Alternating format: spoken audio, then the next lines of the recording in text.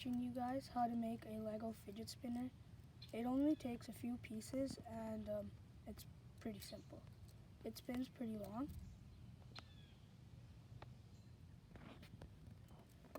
And these are the pieces you need.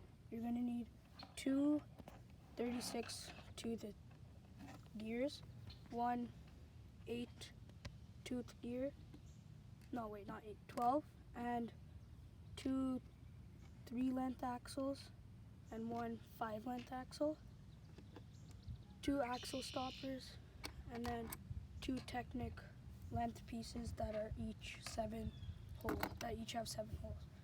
First, you're going to take this gear, you're going to put the 3-length axle through it so that it's in the middle.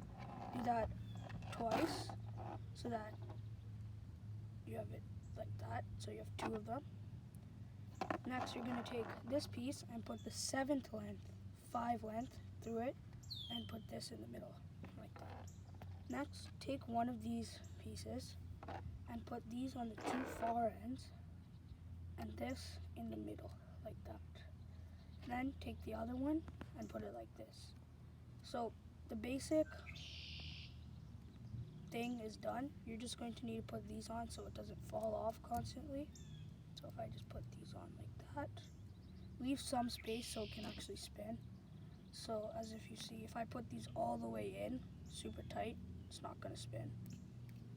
But if I leave some space like that, it'll spin for a pretty long time.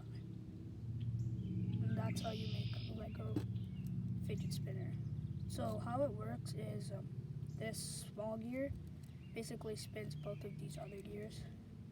When this part is spent, the other gears rotate around it.